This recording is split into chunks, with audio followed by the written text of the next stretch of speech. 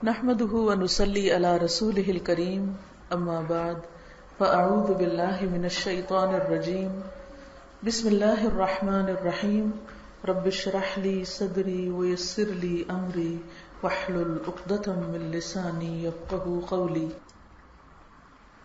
میرے لیے انتہائی خوشی کی بات ہے کہ میں آج آپ سب کے درمیان میں موجود ہوں اور قرآن پاک کی بہت اچھی تلاوتیں سننے کا موقع ملا ہے مجھے۔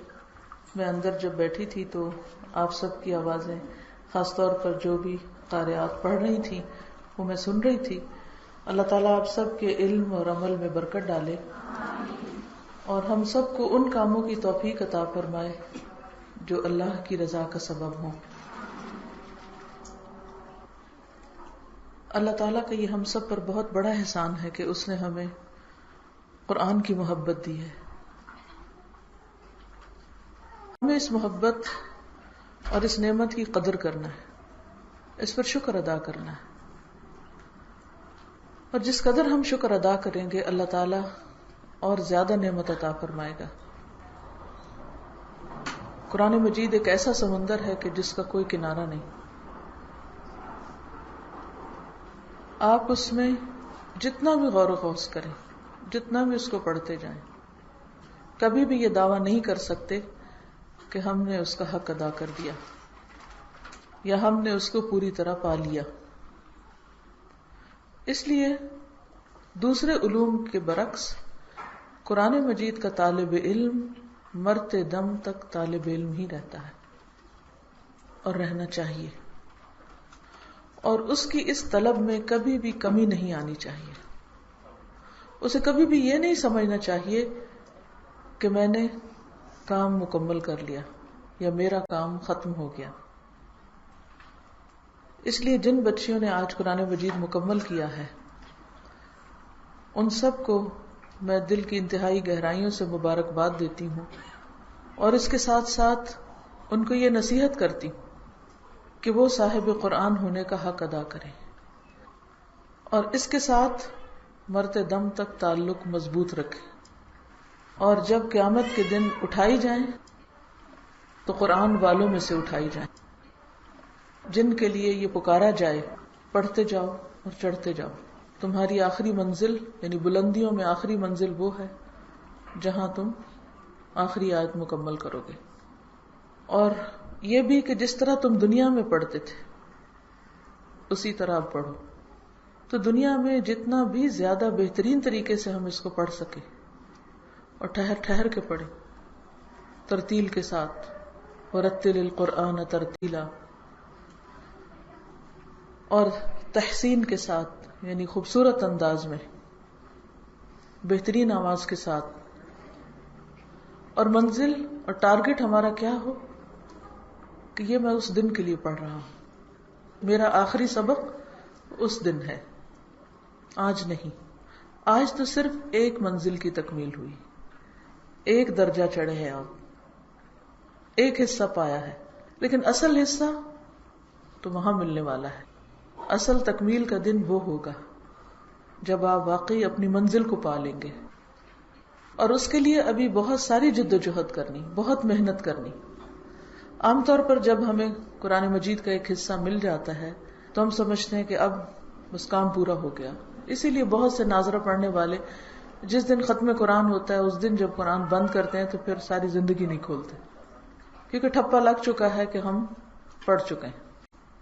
اس کے بعد اگلا درجہ، اگلا مرحلہ، اگلی منزل، اس کی فکر نہیں رہتی۔ تو آپ ان لوگوں میں سے نہ ہوں کہ جن کا ختم قرآن ان کے کام کو، ان کی محنت کو اور اللہ کے اس راستے میں آگے بڑھنے کو ہی ختم کر دیتا ہے۔ ہم نے دنیا میں شہرت کے لیے یا دنیا میں کسی قسم کا اجر پانے کے لیے یہ نہیں پڑھا، ہم نے تو یہ سب کچھ اپنے رب کی رضا کے لیے پڑھا۔ اور جب بھی آپ کو اللہ سبحانہ وتعالی اچھے اور عمدہ انداز میں پڑھنے کی توفیق عطا فرمائے تو دل میں یہ سوچا کریں کہ اس وقت میں اپنے رب کو سنا رہی ہوں تاکہ وہ خوش ہو جائے۔ اگر وہ خوش ہو گیا تو بندے خود ہی خوش ہو جائیں گے۔ جس سے اللہ تعالیٰ محبت کرتا ہے اس کی محبت اللہ بندوں کے دلوں میں ڈال دیتا ہے. تو اس لیے بندوں کو منزل نہ بنائے، اللہ کی رضامندی اور اس کی ناراضگی کی فکر کریں. اور اس کو جتنا بھی آپ اب اچھا پڑھتے اس سے بھی مزید اچھا پڑھنے کی اور کوشش کریں، کیونکہ یہ اللہ کا کلام ہے اور اس کا سرٹیفکیٹ اور اس کی شہادت اور اس کی گواہی آپ کے لیے کون دے؟ اللہ سبحانہ و تعالی، کہ وہ آپ سے راضی ہو جائے. اس سے بڑا انعام اور کوئی نہیں دے سکتا. جب بندہ اللہ کے لیے پڑھتا ہے اور اللہ تعالیٰ اس سے خوش ہو جاتا ہے تو وہ خوشی پھر انسان کے دل میں بھی سرایت کر جاتی ہے. اس خوشی کے بعد پھر غم نہیں ہوتا، حقیقی خوشی ہوتی. تو انشاءاللہ مجھے امید ہے کہ آپ سب جو محنت اب تک کرتی رہی ہیں اس سے بھی زیادہ آئندہ کرتی رہیں گی، اور اس کو بھولنے والوں میں شامل نہیں ہونا. کیونکہ آپ سب کو معلوم ہے کہ جو لوگ قرآن پاک یاد کر کے پڑھ کے اس کو بھلا دیں ان کی سزا کیا ہے. ایسے لوگ قیامت کے دن کس طرح اٹھائے جائیں گے؟ کیسے اٹھائے جائیں گے؟ اندھے. اور اس وقت وہ کہے گا کہ یا رب لما حشرتنی اعمی وقد كنت بصیرا قال كذلك اتتك آیاتنا فنسیتها وكذلك اليوم تنسى. تو ہم نے اس کو پڑھ کر بھلانا نہیں، اس کو یاد رکھنا ہے. کوئی بھی چیز، خواہ شادی ہو، بچے ہوں، کچھ بھی، آپ نے اس قرآن کو نہیں چھوڑنا. اور اس کے لیے آپ کے اپنے اندر موٹیویشن ہونی چاہیے. اس کا فیصلہ خود آپ نے اپنی طرف سے کرنا ہے، کوئی اور آپ کے بہاف پہ فیصلہ نہیں کر سکتا. اگر آپ کی نیت پکی ہوئی تو آپ کا عمل درست ہو جائے گا، کیونکہ انما الاعمال بالنیات. آپ کا اپنا ارادہ پختہ ہونا چاہیے. تو آج کے اس دن میں آپ اپنے ساتھ عہد کریں اور اس پر اللہ کی مدد مانگیں اور اس پر اللہ ہی کو گواہ بنائیں کہ میں اس کو مرتے دم تک نہیں چھوڑوں گی انشاءاللہ. تو آج کی آپ کی اس تکمیل کے موقع پر آپ سب کے لیے چند نصیحتیں ہیں جو حسن بصری نے اپنے طالب علموں کو کی تھی. حسن بصری کون تھے اور انہوں نے کیا کہا؟ آئیں ان نصیحتوں کو دہراتے ہیں تاکہ ہم سب ان پر عمل کر سکیں. حسن بصری 21 ہجری میں مدینہ منورہ میں پیدا ہوئے. نبی صلی اللہ علیہ وسلم کی وفات کے تقریباً کتنے سال بعد؟ 11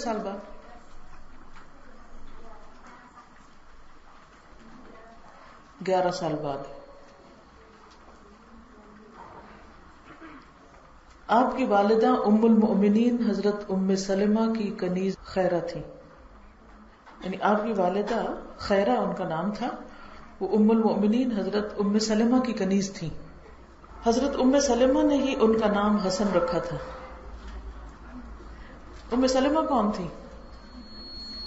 آپ سب طالب علم بیٹھے ہیں، میں صرف آپ کو پڑھاؤں گی نہیں، پوچھوں گی بھی، آپ کا امتحان بھی ساتھ ساتھ ہے. ام سلمہ کون تھی؟ ام المؤمنین تھی. ان کی شادی کس سے ہوئی تھی؟ حضور صلی اللہ علیہ وسلم سے. حضرت ام سلمہ نے ہی ان کا نام حسن رکھا تھا اور انہی کے گھر ان کی پرورش ہوئی تھی. کن کے گھر؟ ام سلمہ کے گھر. اب آپ سوچ سکتے ہیں کہ حسن بصری جو تھے وہ کتنے خوش قسمت تھے کہ نبی صلی اللہ علیہ وسلم کی زوجہ محترمہ نے ان کو پالا تھا، ان کی تربیت کی تھی بچپن میں. حالانکہ وہ ایک غلام خاتون کے بچے تھے. آپ کے والد یسار حضرت زید بن ثابت کے غلام تھے. اب آپ دیکھیں، باپ بھی غلام، ماں بھی غلام، اور بچہ کہاں پہنچتا ہے؟ اس سے کیا بات پتہ چلتی کہ غلامی کسی کے آگے بڑھنے کے راستے میں رکاوٹ نہیں. جب تک انسان خود اپنی قدر نہیں پہچانتا دوسرے بھی نہیں پہچانتے. اگر آپ خود ساری زندگی مسکین بنے رہیں گے اور اس پریشانی میں رہیں گے کہ میں غلام کی اولاد ہوں اور میرا جینے کا کوئی حق نہیں، یا مجھے پڑھنے کا حق نہیں، یا مجھے آگے بڑھنے کا حق نہیں، تو پھر آپ زندگی میں کچھ بھی نہیں کر سکتے. بچپن سے ہی حسن بصری کا تمام امہات المومنین کے گھروں میں آنا جانا تھا. یعنی صرف ام سلمہ نہیں بلکہ ساری امہات المومنین کے عمل کو نبی صلی اللہ علیہ وسلم کے گھرانے کو دیکھنے والے تھے. اس سے پتہ چلتا ہے کہ ایک بچے کی تربیت کیسے گھر میں ہوئی، کیسی فضا میں ہوئی، کیسی کیسی نیک ہستیوں سے ان کا واسطہ پڑا. کیونکہ عمل کا سبق سب سے بڑا سبق ہوتا ہے. علماء کتابوں سے تیار نہیں ہوتے. علماء علم کے ساتھ ساتھ جو ان کی صحبت ہوتی اور ان کے آس پاس کا ماحول ہوتا ہے اس کا ان پر بہت گہرا اثر ہوتا ہے. بہت سے کبار صحابہ سے آپ نے احادیث روایت کی. کبار کا مطلب ہوتا ہے بڑے بڑے، جن میں عثمان بن عفان، حضرت علی، ابو موسیٰ اشعری، عبداللہ بن عمر، عبداللہ بن عباس، انس بن مالک اور جابر بن عبداللہ شامل ہیں. تو پھر حسن بصری خود کون ہوئے؟ تابعی. شابش، تابعی ہوئے. کیونکہ انہوں نے تعلیم حاصل کی، سیکھا، احادیث روایت کی. کس سے؟ حضرت علی سے سب سے زیادہ متاثر تھے. ہر ایک کی اپنی چوائس ہوتی ہے نا. ان کے تقوی اور اخلاق کا رنگ ان پر چڑھا. کن پر؟ حسن بصری پر. 14 سال کی عمر میں والدین کے ساتھ بصرہ منتقل ہو گئے. یعنی اب جوان ہو گئے اور وہاں سے پھر مدینہ سے بصرہ چلے گئے. وہاں کیا تھا؟ بصرہ کہاں ہے؟ کہاں ہے بصرہ؟ عراق میں. اور وہیں مستقل رہائش اختیار کر لی. اسی نسبت سے آپ بصری کہلائے. وہ اپنے علم اور تقوی، زہد اور استغناء، عالی ہمت، تفقہ اور علم کے اعتبار سے ایک درخشاں ستارہ تھے. ان کی مجلس سے قسم قسم کے لوگ فیض پاتے. یعنی ہر طرح کے لوگ، کوئی خاص طبقہ نہیں، ہر قسم کے لوگ. کوئی حدیث کا علم حاصل کرتا، کوئی تفسیر سے استفادہ کرتا، کوئی فقہ کا درس لیتا تو کوئی فتویٰ پوچھتا، کوئی مقدمات کے فیصلے اور قضاء کے قواعد سیکھتا، کوئی بات سنتا. غرض یہ کہ وہ علم کا ایسا وسیع سمندر تھے جو سب کے لیے کافی ہو جاتا. ایک روشن چراغ تھے جو مجلس اور دلوں میں نور بکھیرتے. امر بالمعروف اور نہی عن المنکر کے سلسلے میں ان کے کارنامے اور حکام اور امراء کے روبرو پوری فصاحت سے اظہار حق کے واقعات ناقابل فراموش ہیں. یعنی ان کی زندگی کے بہت سے ایسے واقعات ہیں جس میں انہوں نے ہر ایک کو بہت اچھی اچھی نصیحتیں کی ہیں. ان کی صرف ظاہری شخصیت ہی جاذب اور خوبصورت نہ تھی بلکہ نہایت فصیح اور بلیغ تھے. یعنی شکل و صورت بھی اچھی تھی لیکن اس کے ساتھ ساتھ ان کی گفتگو کا انداز بہت عمدہ تھا کہ بات دوسروں کو سمجھ آ جاتی تھی، دلوں میں اتر جاتی تھی. دل کے درد سے بات کرتے اور ان کے پر اثر مواعظ دلوں پر اثر کرتے. جب تک آپ بات کرتے وقت آپ کی زبان کے ساتھ آپ کا دل شامل نہیں، اس وقت تک بات میں اثر نہیں ہوتا. قرآن مجید پڑھنے کا معاملہ ہو یا درس دینے کا معاملہ، تو آپ سب طالبات کو میں یہ نصیحت کروں گی کہ جب آپ بات کریں تو سوچیں کہ آپ کا دھیان کدھر ہے. کیا آپ دل سے بول رہے ہیں، سوچ کے بول رہے ہیں، سمجھ کے بول رہے ہیں؟ اور قرآن مجید پڑھیں تو اس وقت بھی. لیکن اکثر ایسا ہوتا ہے کہ ہمارا قرآن حلق تک ہوتا ہے یا اس سے اوپر، نیچے نہیں جاتا، دل تک نہیں جاتا. اس کی کیا وجہ ہوتی؟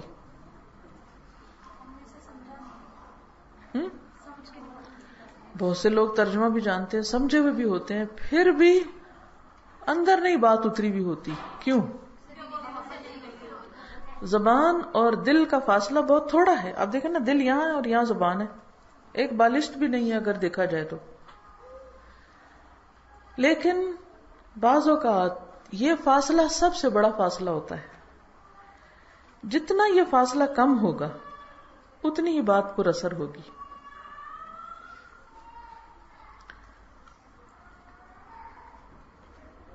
لیکن ہمارے اعمال کے اثرات ہمارے دل پر کیوں نہیں پڑتے؟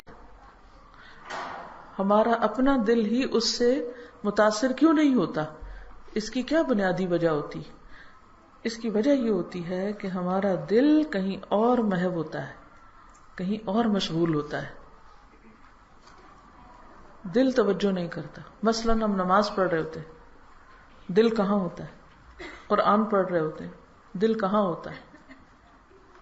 قرآن پڑھا رہے ہوتے ہیں، دل کہاں ہوتا ہے؟ دل انوالو نہیں ہوتا، اس میں فاصلہ ہوتا ہے. دل کہاں انوالوڈ ہے وہ تو ہم خود ہی جانتے ہیں کہ دل کی ہماری سوچیں کیا ہیں. کچھ لوگ بیکار کی باتوں پر پریشان رہتے ہیں. چھوٹی سی کوئی بات ان کو کہہ دے تو اس پر ناراض ہو جاتے ہیں یا اس کو محسوس کر کے بیٹھ جاتے ہیں. اب سارا دن اسی سوچ و بچار میں رہتے ہیں، لہٰذا کوئی کام کی بات ان کے سامنے آتی تو ان کی سمجھ میں نہیں آتی. آپ ان سے بات کرتے ہیں تو ان کو جھنجھوڑنا پڑتا ہے کہ آپ سے بات کر رہے ہیں، آپ کو کہہ رہے ہیں، آپ کدھر ہیں؟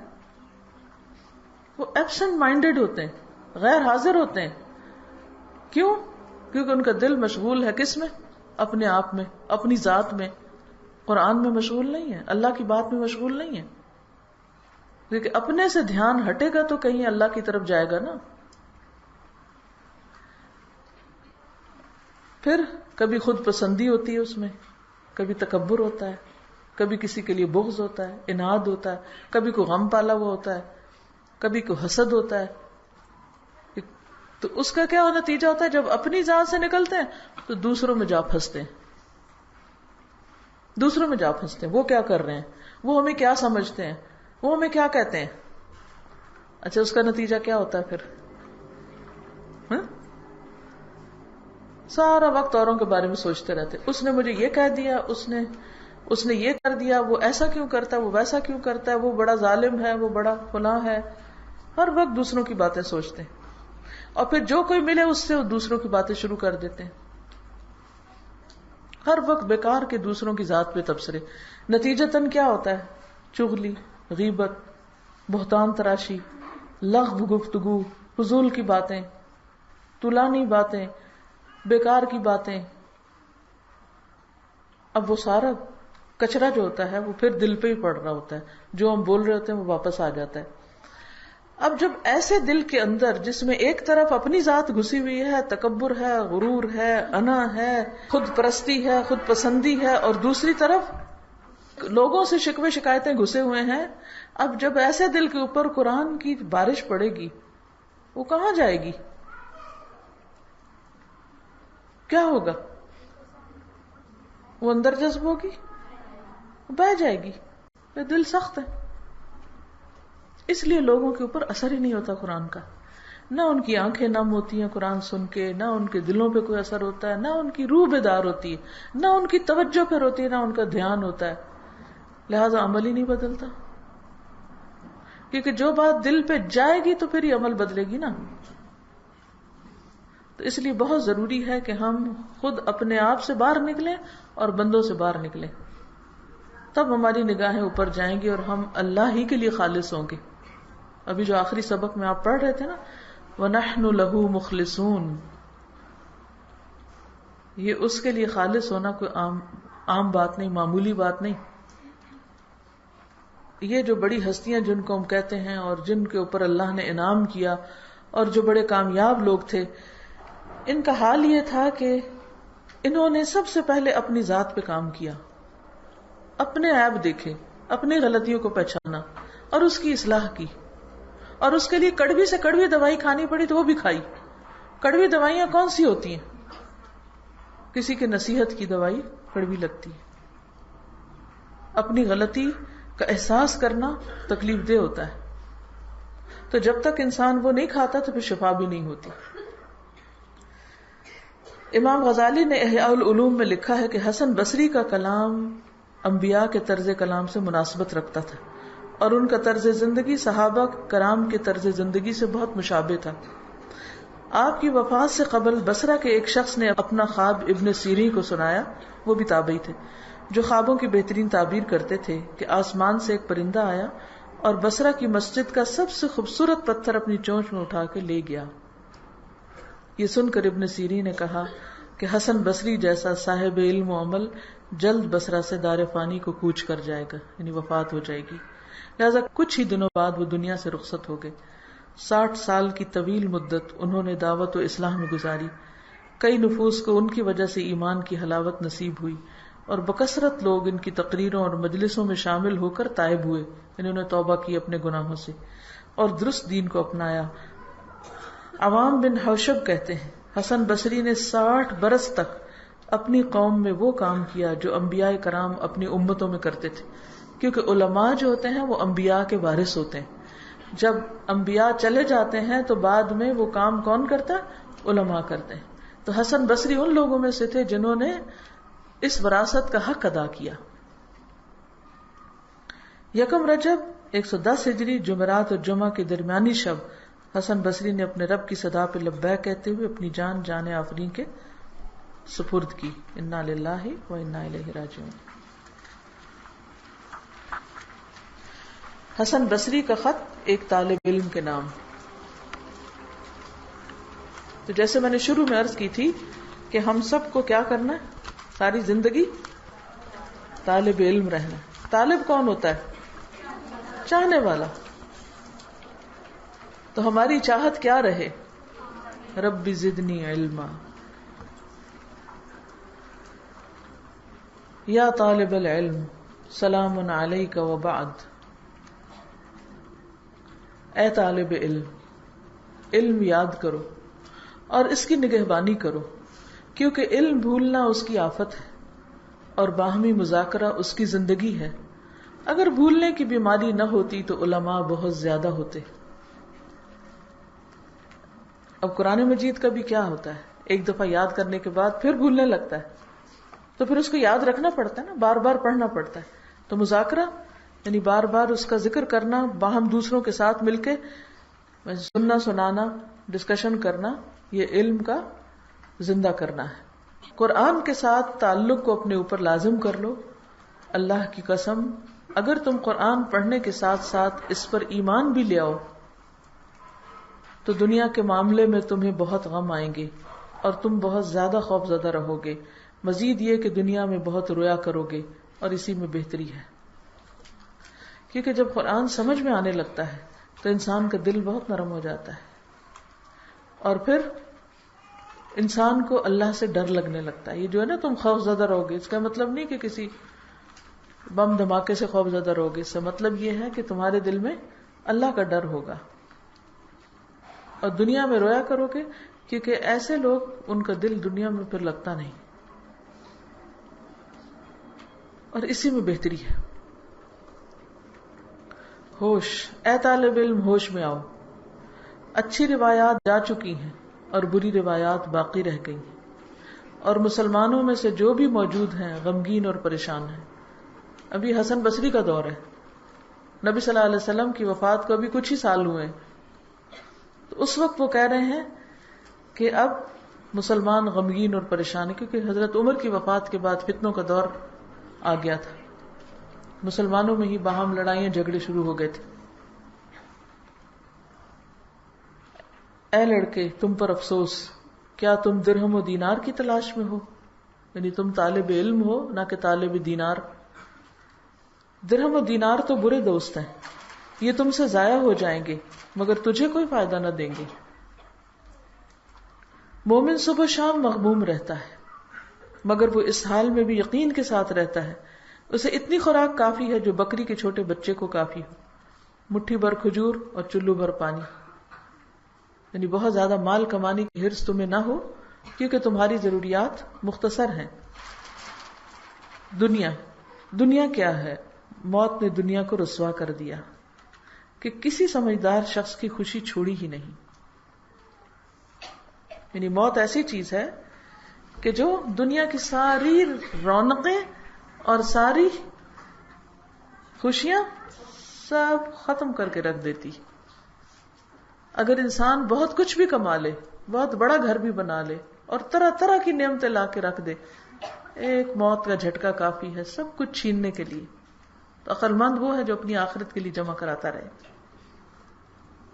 اے طالب علم، اپنی فکر کو یکسو کر لو، یعنی فوکسڈ رہو، جو سن رہے ہو پڑھ رہے ہو اسی پہ توجہ رکھو. تمہارے متفرق معاملات جمع ہو جائیں گے اور تمہارا دل نرم ہو جائے گا. تیرا دل نرم کیسے ہو سکتا ہے جبکہ تیری فکر تو کسی دوسرے کام میں ہے. یہ ایک بہت بڑی بات انہوں نے کہی ہے. یہ جو شروع میں نے کہا نا کہ قرآن ہمارے دلوں میں نہیں اترتا، یا اللہ کی محبت نہیں اترتی، یا دین کی روح نہیں اترتی، اس کی بنیادی وجہ کیا ہے؟ ذہنی یکسوئی کا نہ ہونا. عین علم حاصل کرتے وقت علم کی مجلس میں بھی توجہ ادھر ادھر ہونا. ایسے وقت میں یا کتاب کو دیکھتے ہیں یا استاد کو دیکھتے ہیں. آتے جاتے لوگوں کو دیکھنا یا ادھر ادھر کی چیزوں پہ توجہ کرنا یا کبھی کہیں کچھ اور پڑھنے لگنا، تو پھر یہاں بیٹھنے کا تو مقصد ہی کوئی نہیں. تو انسان کی توجہ کس چیز پر ہے وہ اس کی نگاہوں سے پتہ چلتی کہ اس کا دھیان کہاں ہے. اگر وہ سیکھ رہا ہے جو اس وقت پڑھایا جا رہا ہے تو پھر اس کی نظر کتاب سے نہیں ہٹے گی یا استاد سے نہیں ہٹے گی. تو اپنی فکر کو کیا کرو؟ مجتمع کرو، فوکس کرو، اور اس کی بھی پریکٹس کرنی پڑتی. اپنے آپ کو خود پلٹ پلٹ کے لانا پڑتا ہے اس کی طرف. ہر کوئی اپنی مصروفیت ہی کی فکر میں صبح کرتا ہے، اور جو جس بات کو زیادہ اہم سمجھتا ہو اسی کو زیادہ یاد رکھتا ہے. کیا مطلب ہے اس کا؟ کوئی بتائے گا آپ میں سے؟ کیا سمجھ میں آیا؟ کس چیز کو یاد رکھا جاتا ہے؟ جیسے کہ انسان کے دل میں محبت ہوتی ہے والدین کی، مطلب تذکرہ کرتے ہیں مجھے میری ماں یاد آ رہی ہے. اس طرح جب انسان کے دل میں علم کی محبت ہوگی تو انسان کے علم کا تذکرہ کرتا ہے. بالکل، شاباش. یعنی انسان جس چیز کو اہم سمجھتا ہے اسی کو یاد کرتا ہے، اسی کا ذکر کرتا ہے، اسی کا تذکرہ کرتا ہے، اس کی گفتگو اسی کے گرد گھومتی ہے. حقیقت یہ ہے کہ جس نے آخرت کی فکر نہ کی اس کی دنیا کی حیثیت بھی کچھ نہیں، اور جس نے اپنی دنیا کو آخرت پر ترجیح دی اس کی نہ دنیا رہی نہ آخرت رہی. کیونکہ دنیا نے تو جانا ہی جانا ہے، تو آخرت اس لیے نہیں ملی کہ آخرت کی فکر ہی نہیں تھی اس کو. اس نے آخرت کے لیے کچھ کیا ہی نہیں. من کان یرید العاجلۃ عجلنا له فیہا ما نشاء لمن نرید. جو شخص دنیا کی بھلائی چاہتا ہو تو جتنا ہم چاہتے ہیں اس کو جلدی سے دنیا میں دے دیتے ہیں. ٹھیک ہے نا؟ تو اگر ہم دنیا چاہتے ہیں تو دنیا مل جائے گی، لیکن آخرت کے لیے کچھ نہیں رہے گا. پھر عقل مند بنو، غور و فکر کرو. سمجھدار لوگ کہا کرتے تھے کہ دانا شخص کی زبان اس کے دل کے پیچھے ہوتی. عقل مند کی زبان دل کے پیچھے ہوتی، نہیں سمجھ کے بولتا ہے. جب وہ بولنے کا ارادہ کرتا ہے تو اپنے دل کی طرف رجوع کرتا ہے. اگر بات اس کے فائدے کی ہو تو کرتا ہے، اگر نقصان کی ہو تو رک جاتا ہے. جاہل کا دل زبان کے کنارے پہ ہوتا ہے، وہ دل کی طرف نہیں لوٹتا، جو بات زبان پہ آئے بول دیتا ہے. تو اس سے پتہ چلتا ہے کہ ہم صاحب علم ہیں یا نہیں، صاحب عقل ہیں یا نہیں. کیا سیکھا، کیا سمجھا؟ بولے، مجھے پتہ چلے کیا سمجھا. ہاتھ کھڑا کریں. کون ہوتا ہے عقل مند؟ ہاں کرنے سے پہلے غور و فکر اور سوچ کرنا چاہیے کہ آیا کہ یہ بات درست ہے یا نہیں. جی ہاں، کچھ کہنے سے پہلے انسان اس کو سوچ لے. اور جی پہلے تولے پھر بولے. شاباش، پہلے تولے پھر بولے. بچوں، اللہ تم پر رحم کرے، تم جھوٹی آرزوؤں سے بچو، کیونکہ صرف امیدوں سے کسی کو فائدہ نہیں ملتا، نہ دنیا میں نہ آخرت میں. جھوٹی تمنائیں جو صرف تمنائیں ہوتی ہیں اس سے کچھ حاصل نہیں ہوتا. قرآن کی ہمیشہ نگہبانی کرو. کیا مطلب ہے نگہبانی کرنے؟ یعنی حفاظت کرو، بھولنے نہ دو، اور جو کہتا ہے اس پر عمل کرو. اس کے منع کردہ امور کو پڑھا کرو. اگر وہ تجھے برائیوں سے نہ روکیں تو گویا تم نے اس کو پڑھا ہی نہیں. اگر قرآن تمہیں برائیوں سے نہ روکے تو سمجھو کہ تم نے اس کو پڑھا ہی نہیں. پہنچاؤ، آگے پہنچاؤ. بعض حاملین علم خود زیادہ سمجھدار نہیں ہوتے، اور جان رکھو کہ جسے اس کا علم فائدہ نہ دے اسے اس کی جہالت نقصان دیتی ہے. یعنی دو میں سے ایک چیز ہوگی، یا علم ہوگا یا جہالت. تو اگر آپ کو علم نے فائدہ نہیں دیا تو پھر کیا ہوگا؟ جہالت کا نقصان. اور اس سے پہلے علم کو آگے بھی پہنچانا لازم ہے، کیونکہ بعض لوگ جن کے پاس علم آتا ہے وہ اتنے سمجھدار نہیں ہوتے، لیکن وہ آگے دے دیتے ہیں تو دوسرے اس سے فائدہ اٹھا لیتے ہیں. اے طالب علم، انتہائی اہم بات یہ ہے کہ اپنے معاملات طے کر کے رکھو. اپنے معاملات طے کر کے رکھو. کیا مطلب ہے اس کا؟ یعنی معاملات درست رکھو. اچھا، یہ طے کرنے کا لفظ کو آپ تھوڑا سا یوں سمجھ لیں. آپ کپڑے دھوتے ہیں کبھی؟ پھر اتار کے رکھتے ہیں طے کر کے یا بغیر طے کیے؟ کیا فرق ہے دونوں میں؟ طے کر کے رکھنے سے کیا ہوتا ہے؟ ترتیب سے رکھتے ہیں ان کو، پھر جب ضرورت پڑتی ہے تو آپ آسانی سے نکال لیتے ہیں. پھر طے بھی لگاتے ہیں اس کی، ایک کے اوپر ایک رکھتے ہیں، پھر ایک جیسے کپڑے ایک جگہ رکھتے ہیں. اور اگر آپ وہ سارے اتار کے گڑھی بنا کے رکھ دیں، جی بہت برے لگتے ہیں، گڑ مڈ ہو جاتے ہیں اور وہ سمجھ ہی نہیں آتی، اور جب ان کو پہنتے ہیں تو وہ اور کام خراب. اگر ان کو استری بھی کرنا ہو تو زیادہ مشکل. بالکل اسی طرح ہمارے جو معاملات ہیں وہ الجھے ہوئے نہیں ہونے چاہیے، گڑ مڈ. ہر ایک کو اس کی جگہ پہ رکھنا چاہیے، ٹھیک ہے نا. ماں باپ کو ان کے مقام پر، استادوں کو ان کے مقام پر، بچوں کو ان کے مقام پر، بہن بھائیوں کو ان کی جگہ پر. اگر آپ کو ایک چارٹ بنانے کو دیا جائے، ایک نقشہ بنانے کو دیا جائے اور کہا جائے کہ یہ ہیں وہ سارے لوگ جن سے آپ نے معاملہ کرنا ہے، تو آپ ان کو ترتیب سے رکھیں. تو کیسے رکھیں گے؟ جیسے کپڑے ترتیب سے رکھتے ہیں نا، یہ کتابیں ترتیب سے رکھتے ہیں. یہ کوئی بھی چیز ترتیب سے رکھتے ہیں تو پہلے چھوٹی رکھتے ہیں یا پہلے بہت بڑی رکھتے ہیں یا پہلے کوئی بھی رکھ دیتے ہیں اور پھر اوپر کوئی بھی؟ پہلے بڑی رکھتے ہیں، ٹھیک ہے نا. پھر اس کے بعد اس سے چھوٹی، اس سے چھوٹی، اس سے چھوٹی، ٹاور بنتا جاتا ہے، بنتا جاتا ہے، بنتا جاتا ہے، ٹھیک ہے. اسی طرح جب معاملات ہیں تو سب سے پہلے کس کا درجہ آتا ہے؟ والدین. اللہ سبحانہ وتعالیٰ تو اللہ تعالیٰ ہے، لیکن معاملہ اس وقت بندوں کے ساتھ معاملے کی بات کریں. اگر کسی کے اپنے ماں باپ سے معاملات درست نہیں، وہ ان کا نافرمان ہے، استادوں کی وہ قدر نہیں کرتا، احترام نہیں کرتا، ان کے ساتھ بد اخلاقی بدتمیزی کرتا ہے، ان کی بات ہی نہیں مانتا، نہ سنتا ہے. خالہ ماموں چچا کوئی پرواہ نہیں ان کی، بہن بھائی کوئی تعلق نہیں ان سے، بچے کوئی خیال نہیں ان کا. ہاں، اسی طرح جن لوگوں کے بیچ میں وہ رہتا ہے. اب مثلا اس وقت آپ ہاسٹل میں اگر رہتے ہیں تو اس وقت تو کوئی بھی آپ کو رشتہ دار یہاں نہیں ہو سکتا، لیکن کون ہے؟ یا تو آپ کی کولیگز ہیں یا آپ کے استاد ہیں. کچھ باجیاں بڑی ہیں، کچھ آپ سے چھوٹے ہیں بچے. ایسے ہی ہوتا ہے نا، کچھ لوگ چھوٹے ہوتے ہیں، کچھ لوگ بڑے ہوتے ہیں، کچھ لوگ برابر کے ہوتے ہیں، کچھ ہم پہ احسان کر رہے ہوتے ہیں، کچھ پہ ہم احسان کر رہے ہوتے ہیں. تو کس کا مقام کون سا ہے اس کو جاننا بہت ضروری ہے. آپ دیکھیں یہ ساس بہو کا جو جھگڑا ہوتا ہے، اس میں بھی بنیادی وجہ کیا ہوتی ہے کہ شوہر اپنا کردار صحیح ادا نہیں کر رہا ہوتا، یا وہ ماں کو اگنور کر دیتا ہے یا بیوی کو اگنور کر دیتا ہے. ماں کو خوش کرنے کے لیے بیوی کو ناراض کر دیتا ہے، بیوی کو خوش کرنے کے لیے ماں کو ناراض کر دیتا ہے. اگر وہ بیوی کو اپنی جگہ پہ رکھے اور ماں کو اپنی جگہ پہ رکھے، بیوی کا بھی حق ادا کرے، اس کے ساتھ بھی حسن سلوک کرے، ماں کا احترام کرے، اس کے بھی حقوق پورے کرے، اور اگر کوئی کسی کے اندر مداخلت کرنے لگے تو اس کو روکے، تو آپ دیکھیں کیسے تعلق خراب ہو سکتا ہے؟ نہیں ہو سکتا. لوگ جب انسیکیور ہوتے ہیں، یعنی ان کو یہ ہوتا ہے کہ ہائے ہمارا کیا بنے گا اگر یہ شخص ادھر مائل ہو گیا، تو اس وقت گڑبڑ ہوتی. تو زندگی میں اگر آپ کو کوئی کام کرنا ہے تو کیا کریں؟ ہر ایک کو اس کے مقام پر رکھیں.